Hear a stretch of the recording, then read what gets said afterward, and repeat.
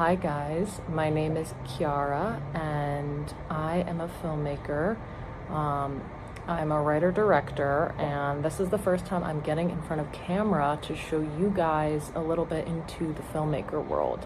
And I decided to start this YouTube channel to give you a little sense of what it's like to be an independent filmmaker nowadays. It's a really crazy world that I don't really feel is shown that much online. And I was looking through creators and there were so many men, talking about film cameras and all kinds of, helpful film information, but I didn't really see any independent Gen Z filmmakers that were women that were kind of showing me the ropes.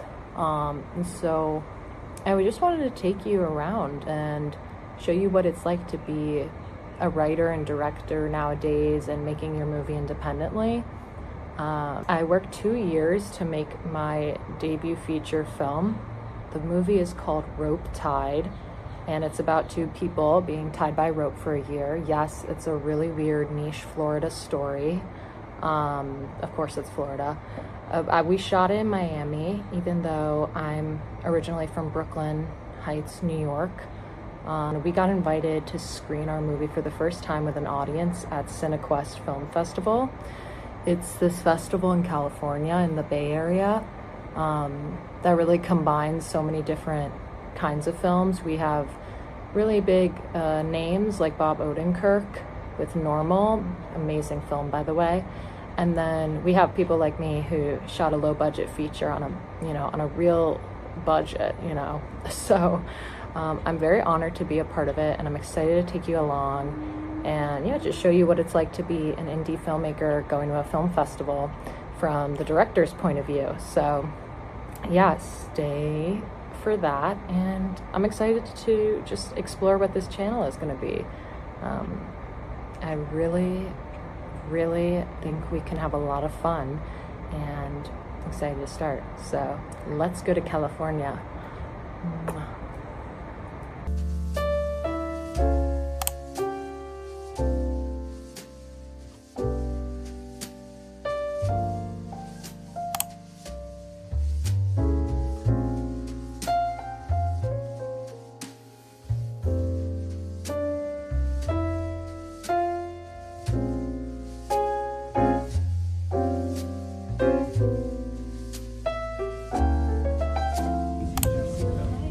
On the way to Cinema.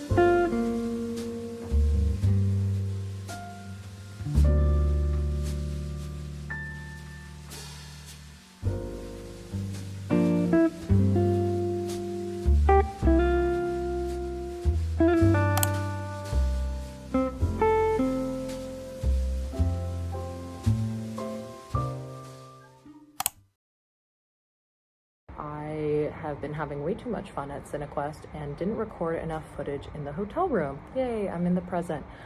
So I'm just gonna recap what you're gonna see now. And I'm new to vlogging, so pardon me.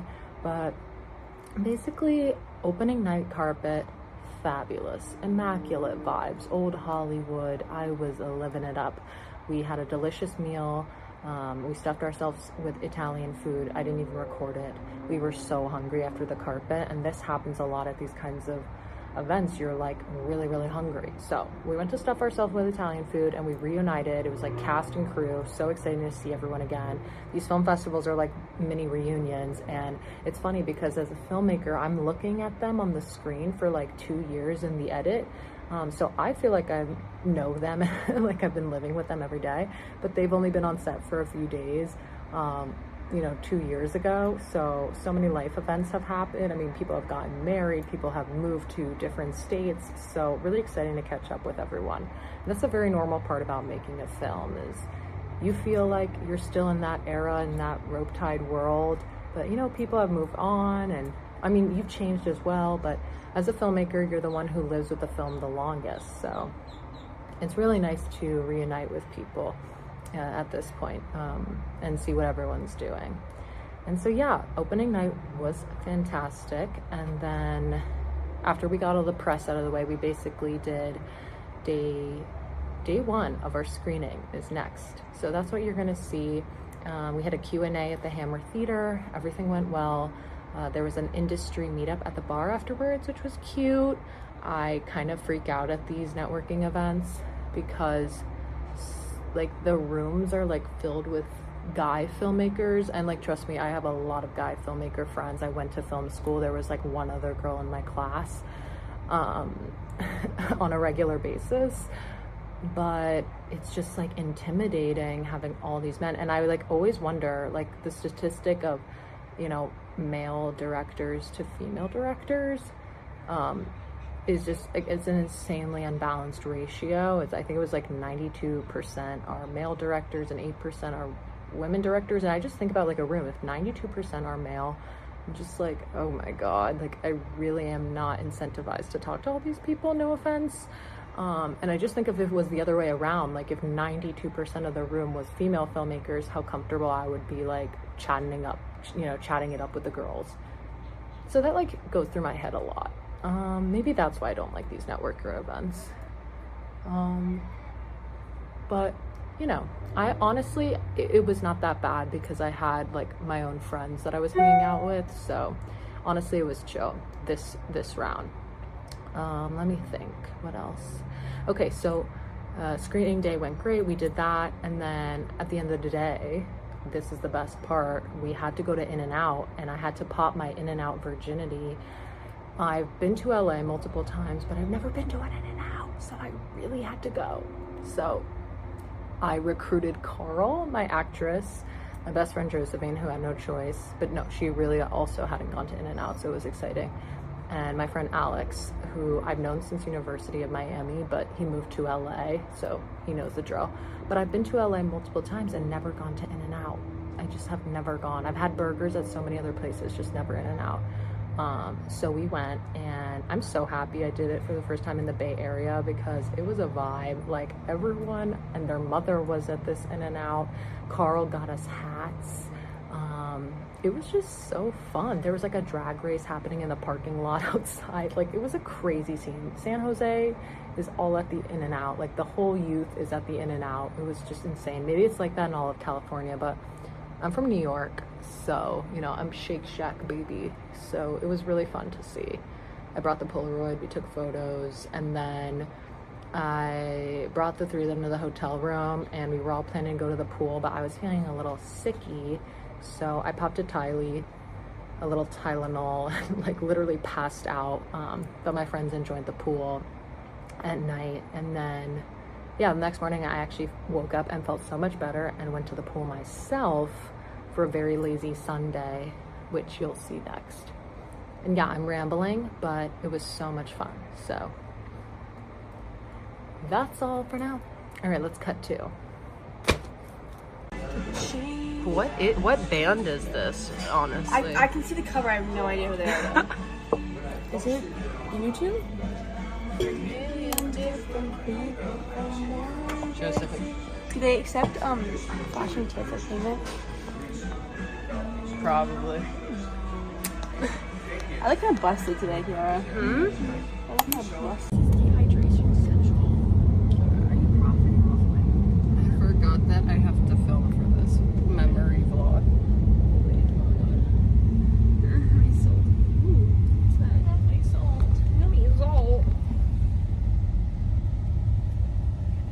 Wait, was this where the safe point was? The safe point went even further. Oh my god. No. We went the other way.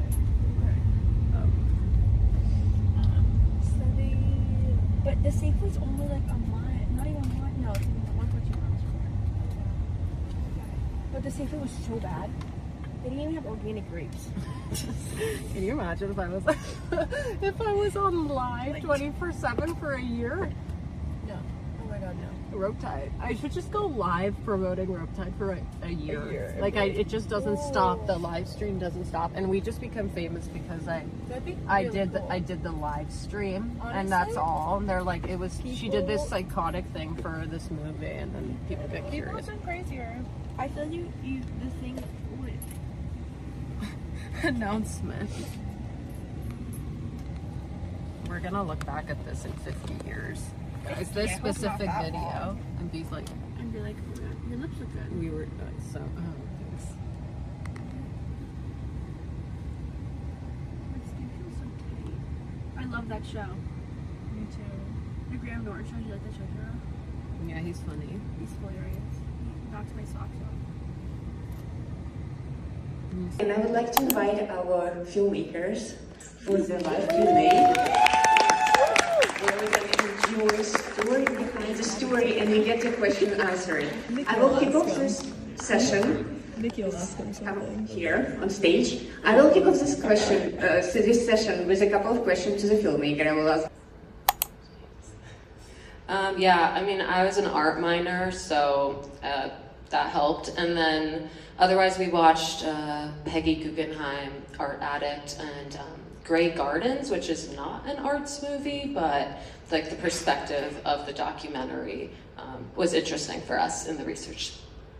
The fashion was great. Worked with Emily Schreier, who a dear friend, and yeah, Carl and Emily and we really got to play dress up, and Sage Kirk was our makeup designer, and we exchanged so many looks from especially the 50s, the 20s, the 60s, looked at a lot of Italian film as well. And basically how it played a role in the narrative was we wanted her to be the ultimate muse, Luna to be the epitome of a doll. And so she uses fashion and her exterior to, you know, express herself within her confines. And yeah, it was exactly who Luna is. It's like always rapidly changing and trying to find herself throughout the entire movie. And it gets progressively, I guess, you know, closer to who she is, but you know, she, like she says in the film, she's scattered, so she's exploring. And it's visually quite stunning to see all of these pieces put together. There was just like a giant rack of clothes that we got to go through every day, and Chiara and Emily both had like ideas, but it changed depending on the day and what we were filming and how we were feeling that day and how it was feeling to be represented. So it was a collaborative effort with all of us, and I think that it was really important to add one of my friends who also made this jacket as well.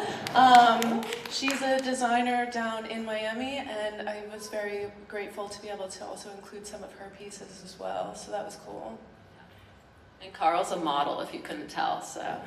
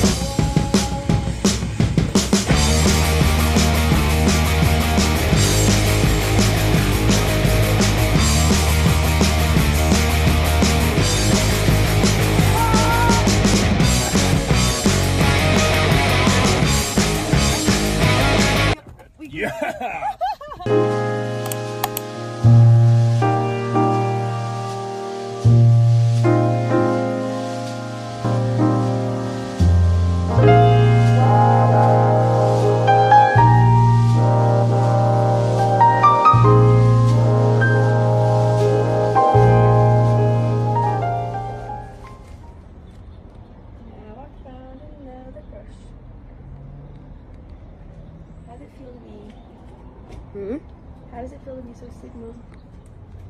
What does Sigma mean? Sigma means like elite. Wait, really? Yeah.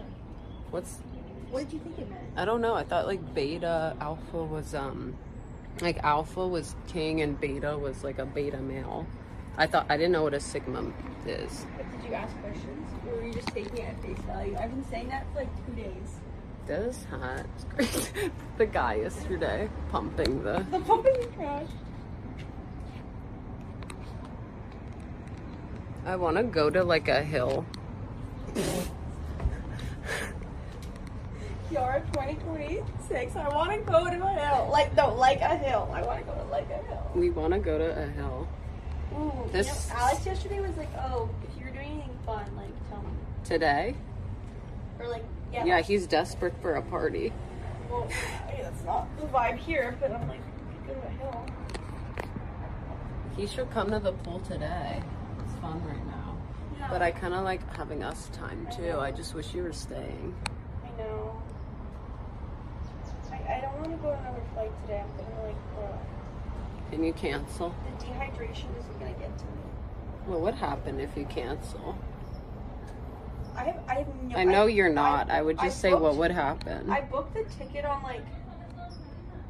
Is it non-refundable? I booked it on like Expedia. I don't even know how to find it.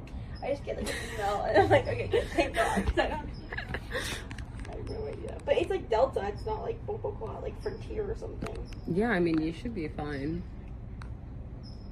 Now I found another crush. I mean, look how nice it is here. Kiara, I can't get over it. It's gonna be. You like, should extend it by a day. Can you change it to tomorrow? I mean, Would your friend be that pissed? I mean, isn't she working? I'm not. I'm more fun. is it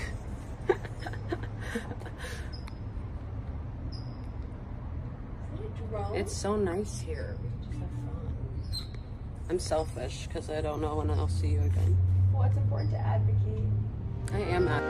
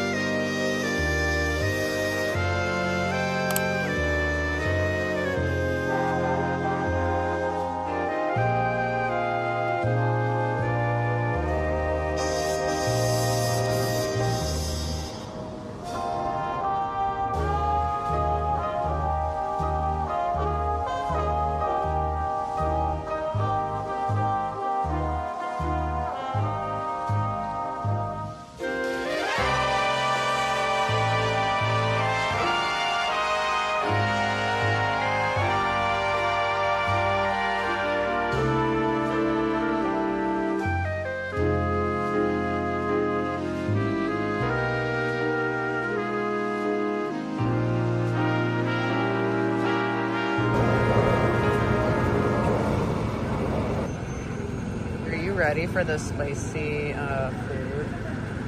No. Because I am not. I'm gonna leak so bad. I'm gonna leak.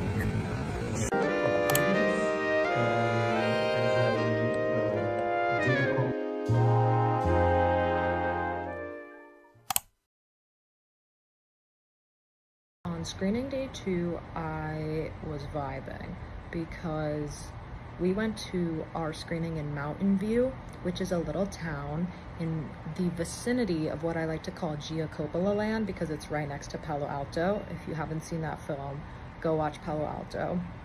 And so we did the screening in Mountainview, and it was at the new Alamo Drafthouse, and I was obsessed. Like, watching my movie in the Alamo Drafthouse was insane. I mean, I just like sat in the back, and even though I've seen my movie 50,000 times, it was better than I'd ever imagined. Like, I just watched and enjoyed my movie as a viewer, like, would give a little side eye to people to see their reactions. It was so much fun. The sound was amazing. The picture quality was great. And I was like, this is so exciting seeing your movie on the big screen in an Alamo Drafthouse. I mean, I was gagged. So, and then afterwards we did a really nice Q&A, and I got to answer questions with people. It was so nice meeting everyone. So yeah, it was so cute. And then I went to Palo Alto with Alex. It was a must for me, and we went to Stanford. We hung out at Coupa Coffee, we explored. Honestly, it was just such a lovely day. And yeah, that was Sunday. That was my last day, and I'm so happy I got to spend it outside in California, just exploring Palo Alto. Yeah.